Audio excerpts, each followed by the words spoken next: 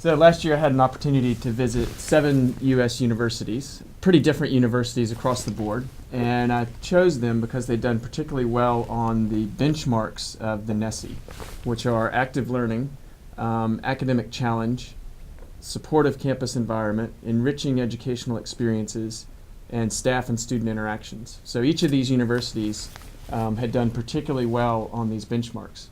So I collected data from interviews, internal institutional documents, and also the institutional report that the institution gets from NSSE.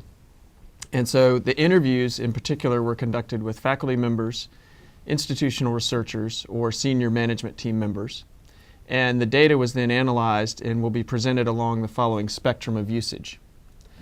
So I've placed the 7 universities along this spectrum, ranging from an emerging usage of the data to a developing usage of the data, to an integrated usage of the data.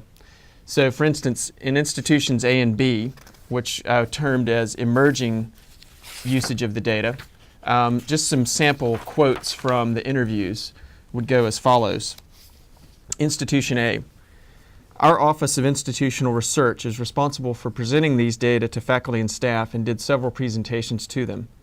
We're also available to assist them in using the data if they asked, but our faculty and staff are so overwhelmed that they are unable to fully utilize the data. So Institution A is an institution that values the data. They're participating in the NSSE. They didn't indicate that they were required to for accreditation, so there's an implication that they value this for its own worth. However, there isn't a way that they feel that they can really get the faculty and staff to engage with it at this point because the faculty and staff are overwhelmed, as they said.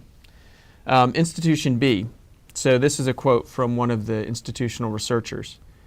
I must say that up to this point we make very limited use of the NSSE results. We are required to do it by the home office for our system. We last administered it in 2007 and 2008. I disaggregated the results and distributed them to the college deans, though I have no evidence that the results from the past have informed any policy, pedagogical, or curricular changes. We will be using them more in the future. So again, this is an institution similar to Institution A that uses it. There's a value for the data, but there's not really seen as a good way yet to fully integrate it into the institution. And this one in particular did mention that they were required to use it from a higher office. So the next 2 institutions would be more of a developing usage. This would mean that they're gathering data from their students in both the NSSE, and both of these in particular do it in a variety of other ways. And they do see it as a valuable source of feedback, but neither of these indicated specific ways that it's being enacted. So a faculty member that I spoke to at Institution C said the following. He said they're always provided with a substantial amount of data collected from students about their experiences, and he thought that the institution in general views that as important. He did see the institution as being more consumer-oriented or customer-focused. Institution D likewise said that they viewed their students as customers and engagement was a good way to keep them happy.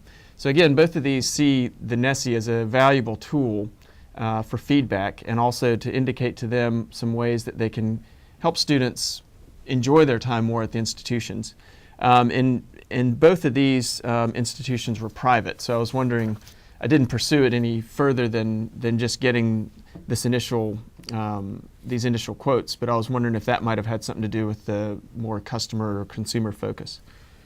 And finally, the 3 that fall under an integrated usage, this means that the data is now being used in terms of making decisions, redesigning curricula, benchmarking progress, and so forth.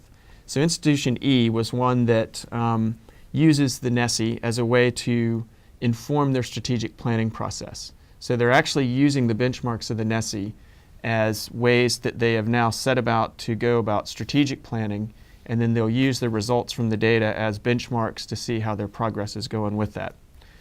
Institution F said that the NSSE data had helped them to inspire their rewriting of university-wide learning objectives. A quote from the person I spoke with said, "You've got to own it," meaning the data and the learning objectives locally, or it won't be used. So they had gotten the university-wide committees that were responsible for learning objectives to really take on the NSSE data look at it, see what it was saying to them, reinterpret their learning objectives as ways that they can use the NSSE to measure against how they're achieving those, and then disseminate those back through the university.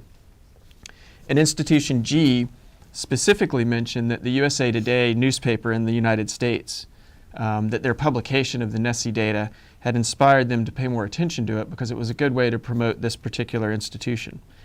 They'd gotten to a point where they were using the NSSE data down to a college level, and they actually had gotten a couple of specific classes to use the CLASSE, which is a classroom or course-based version of the NSSE, as a pilot, and they got those down to being used in a college. They had done the NSSE since 2000, but it was really 2006 when they really kicked it into gear to try to see how much more use they could make of the NSSE. And at that time, they also put on a pretty impressive promotion campaign across campus through radio ads and various other mechanisms to boost student response rates, because they really wanted to get students to give them feedback via the NSSE, because this institution was valuing it very highly.